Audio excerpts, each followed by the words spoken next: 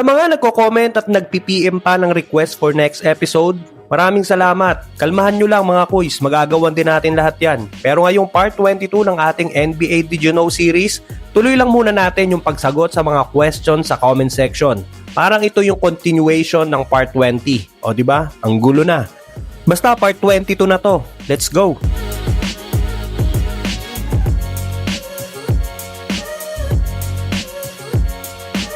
Sa tanong na kung paano daw ginagawa ang schedule sa NBA, actually hindi players, coaches, or commissioners ang nag-aayos ng schedule.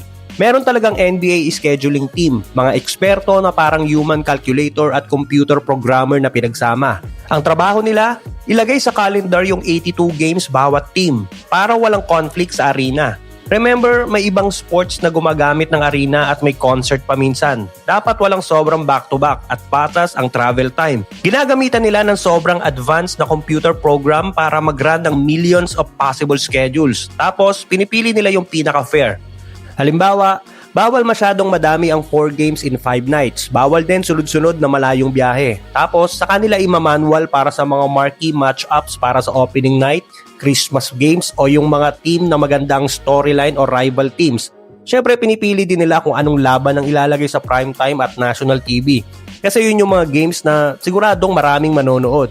In short, hindi basta bara-bara. May combination ng math, technology at syempre may konting politika. Imposibleng wala. Sa tanong naman na kung ano daw yung Derrick Rose rules, Kevin Durant rules at Bird rights, yung Derrick Rose rules na explain ko na sa part 13. Yung Kevin Durant rule, after kasi umalis ni KD sa OKC at lumipat sa Golden State, napansin ng NBA na ang daming superstar na lumilipat agad kasi mas malaki agad ang offer ng ibang team.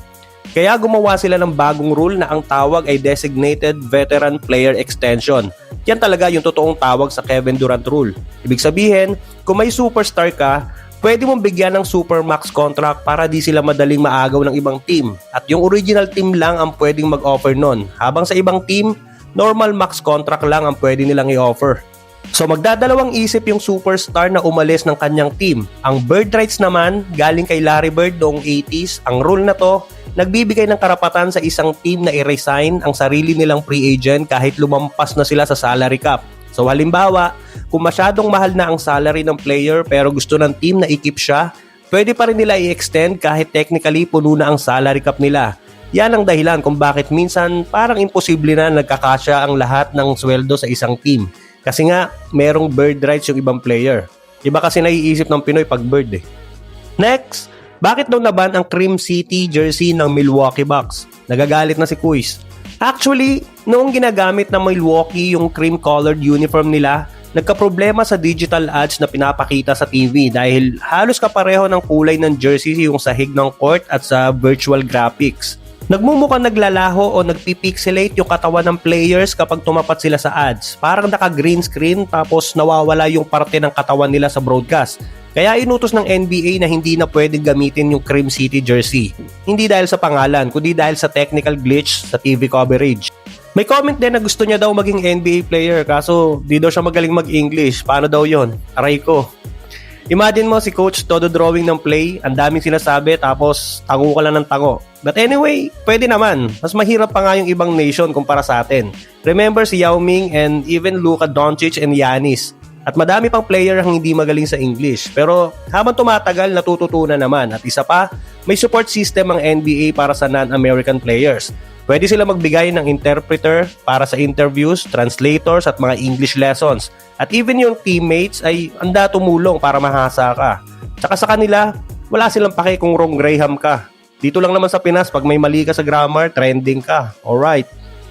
At last, kung pinangarap mo maging NBA player, alam mo ba na pwede ka talaga magpasa ng application for NBA draft? Legit, basta 19 years old ka na at least 1 year removed from high school, pasok ka na. Kahit sino pwede mag-email ng application, parang election lang na kahit sino pwede mag-file ng candidacy. Pero syempre, may mga tinatawag ng Dewey's candidates at hindi lahat napupunta sa official ballot. So, shout out kay Rastaman.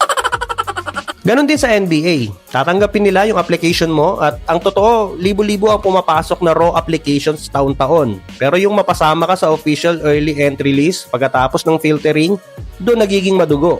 Madali lang magpasa ng form, pero ang totoong laban ay yung ma-invite ka sa workouts, tryouts at interviews.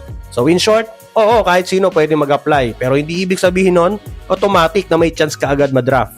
Pero malay mo naman.